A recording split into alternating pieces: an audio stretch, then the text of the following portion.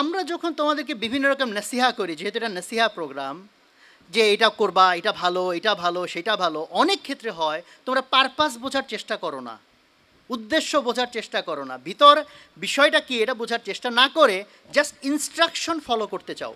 এই জন্য পারপাস বোঝা খুব ইম্পর্টেন্ট। তো এই পারপাস বোঝার ক্ষেত্রে প্রথমে বোঝা দরকার উদ্যোক্তা দিয়ে আমি আসলে কী বোঝাই।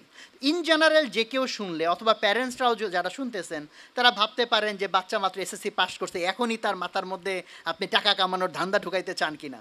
তো এই জন্য আগে ক্লারিফাই করা দরকার উদ্যোক্তা দিয়ে আসলে কী বোঝায়। উদ্যোক্তা মানেই ব্যবসায়ী, উদ্যোক্তা মানেই টাকা কামায়, ব্যাপারটা এটা না। উদ্যোক্তা শব্দটা আসছে কী থেকে? উদ্যোগ থেকে। আচ্ছা, আজকে এখানে যারা যারা লেকচার দিছে, কে কে এর মধ্যে উদ্যোক্তা ছিল? আমি একজন উদ্যোক্তা না? আর কে কে উদ্যোক্তা ছিল? শাহ আহমদুল্লাহ কি উদ্যোক্তা? উনি তো একজন আলেম, নাকি উদ্যোক্তা? উদ্যোক্তা। কি ব্যবসা ওনার? আখেরাতের ব্যবসা, তাই না? এই ডক্টর নাভেল ভাই মাত্র লেকচার দিয়ে গেল, উনি কি উদ্যোক্তা? তোমাদের মধ্যে কারা কারা উদ্যোক্তা বলো দেখি? একজন হাত তুলছে, তাও আবার নামাই নিছে ভয়ে, যে ভাই আমরা তো ছাত্র মানুষ, আমরা কিসের উদ্যোক্তা এখন?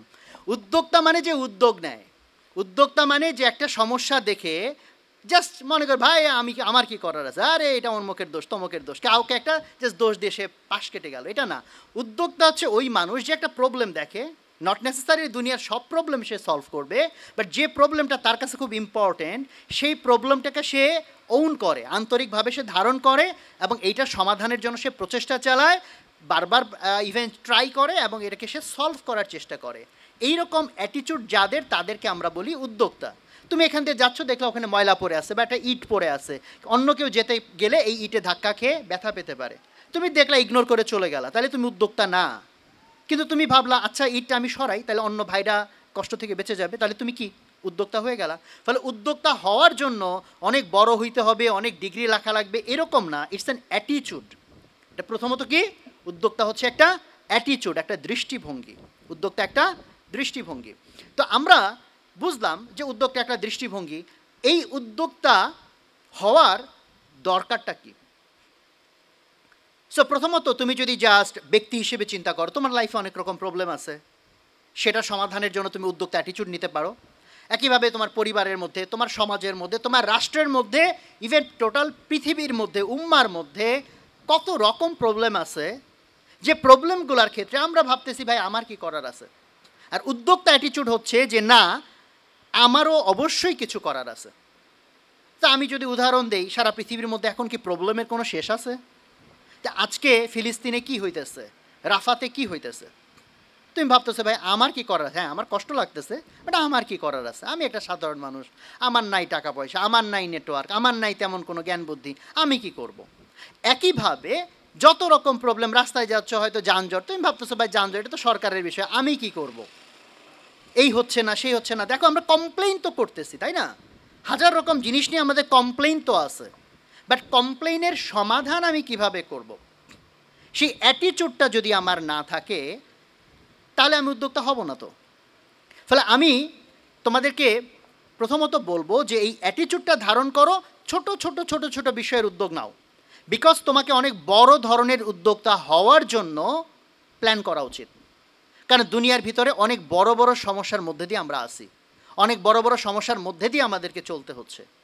কথার কথা, ধরো যে দুর্নীতি, একটা মানুষ হালালভাবে চলতে চায়, বাট দুর্নীতি চারদিকে যখন ছেয়ে যায়, সে চাইলেও হালালভাবে চলতে পারে না অনেক ক্ষেত্রে।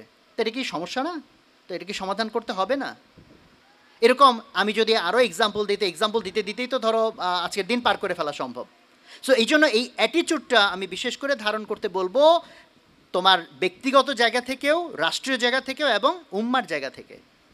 উম্মার জায়গা থেকে যদি তুমি চিন্তা করো, যেহেতু এটা আসুন্নাহ ফাউন্ডেশনের প্রোগ্রাম, আমরা ওই উম্মা কেন্দ্রিক চিন্তাটাকে উদাহরণ হিসেবে যদি নিয়ে আসি, তো আজকে সারা দুনিয়াতে মুসলমানের যত প্রবলেম এই লিস্ট করলে তুমি দেখো যে ফিলিস্তিনে যা হইতেছে আমরা কেউ কিছু করতে পারতেছি না। অনেকে ভাবতেছো অমুক কেন তমুক করে না, তমুক কেন অমুক করে না, এই হয় না কেন হয় না, সেই কেন হয় না। তার মানে বুঝতে হবে জিনিসটা নিশ্চয়ই সহজ না, জিনিসটা অনেক জটিল হয়তো। তাহলে তুমি যদি এই জটিলতার ভিতরে যাও, এটা যদি আমি অ্যানালাইসিস করার টাইম পাইতাম হয়তো 1-1.5 ঘন্টা সময় নিয়ে, তাহলে দেখাইতাম প্রবলেমগুলো কত লেয়ারে তৈরি হয়েছে এবং প্রত্যেকটা লেয়ারে আমাদের কত বেশি উদ্যোক্তা দরকার। শুধু এইটুকু আগে বোঝার চেষ্টা করো, তোমরা যখনই বড় প্রবলেম চিন্তা করো তখন হয়তো ভাবো যে আমার বোধহয় রাষ্ট্রনায়ক হওয়া দরকার, প্রেসিডেন্ট প্রধানমন্ত্রী না হইলে বড় সমস্যা তো সমাধান করা যাবে না। বাট আগে তোমাদের মাথায় এইটুকু ঢোকা উচিত, সারা পৃথিবীর এখন সবচেয়ে বড় বড় ক্ষমতা রাষ্ট্রের হাতে না, কোম্পানির হাতে। আমার কথা কি বুঝছো তোমরা? বড় বড় ক্ষমতা কি রাষ্ট্রের হাতে না কোম্পানির হাতে? ধরো সারা পৃথিবীতে ইসলাম নিয়ে যত প্রচার প্রচারণা ওয়াজ নসিহাত হচ্ছে তার মধ্যে একটা বড় অংশই তো এখন অনলাইনে হচ্ছে।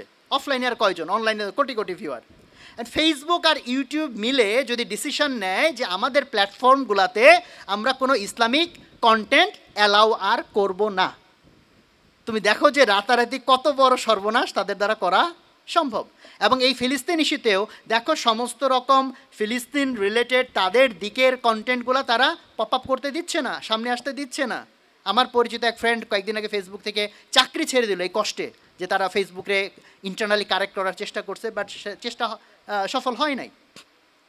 তুমি এখন দেখো যে আমাদের মূলত আমাদের প্রতিবাদ হয়ে গেছে বয়কটমূলক। বয়কট তো একটা প্রতিক্রিয়াশীল প্রতিবাদ, যে আমি ভাই কিছু করতে পারতেছি না, তাও তোমার জিনিস নিলাম না। বাট আমাদের নিজেদের ফেসবুক তাইলে কই, আমাদের নিজেদের ইউটিউব তাইলে কই? তুমি কি মনে করতেছো না রাষ্ট্র গঠন করার চেয়েও এগুলো বড় কাজ? রাষ্ট্র তোমাকে আজকের দিনে কতগুলা জিনিসে তোমাকে প্রভাবিত করছে, আজকের দিনে কতগুলা ধ্যান ধারণা তোমার মাথার মধ্যে ঢুকাচ্ছে। আর কোম্পানিগুলা, রাষ্ট্র যদি আজ থেকে 20 বছর আগে বলতো তুমি সারাদিন কোথায় যাও, কি বলো, কি করো, সব আমাকে এই তথ্য দেওয়া লাগবে, আমরা হয়তো আন্দোলন করতাম যে কেন আমি রাষ্ট্রকে সব তথ্য দিব। বাট অলরেডি কি সারাদিন ধরে গুগল ফেসবুকে আমি তথ্য দিচ্ছি না? তাহলে আমি এখন কি করতেছি, কি যাইতেছি, কি খাইতেছি, কার সাথে চলতেছি, সব কি তারা জানে নাকি জানে না? জানে। তো প্রযুক্তির জায়গা থেকে বলো, সমস্তগুলো জায়গা থেকে বলো, যত রকম প্রবলেম সেটা দেখো, সেটা সমাধান। ধরো তুমি বলো যে আমার ইনকাম হারাম, যেহেতু এটা আমি একটা এক্সাম্পল হিসেবে দিলাম, ভাই চারদিকে সুদী ব্যবস্থা ইত্যাদি ইত্যাদি, সারা পৃথিবীর এই যে ধরো মনিটারি কন্ট্রোল, এটা রাষ্ট্রের হাতে যতটুকু, তুমি যদি অনেক ভিতরে যাও দেখবা এখানে বিশাল একটা অবদান কোম্পানিদের, দ্য কর্পোরেশনস।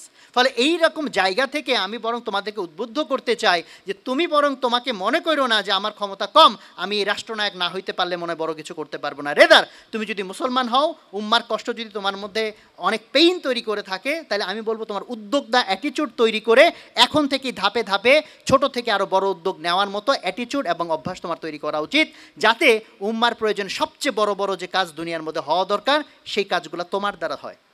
সো এখন এইটা জায়গাটা আমি পারপাসের জায়গাটা ক্লিয়ার করার চেষ্টা করলাম। সো অনেকে মনে করতে পারি আমি উদ্যোক্তা হব সো দ্যাট আমি অনেক বড় টাকা কামাইতে পারি, আমি অনেক বড় ফেম কামাইতে পারি, তাহলে তো আমি বলবো ওই মামুনের মতো হয়ে যাবে, ভালো হইতে গিয়ে খারাপ হয়ে যাবে। সো আমরা টাকা কামানো বলো, ক্ষমতা কামানো বলো, যা কিছু হোক সেটা আমরা যদি কামাই, আমাদের নিয়ত হইতে হবে এটা আল্লাহর রাজি খুশির জন্য, উম্মতের কল্যাণের জন্য। জাস্ট এটা আমার অ্যারোগেন্সের জন্য না, আমার ভাব মারার জন্য না।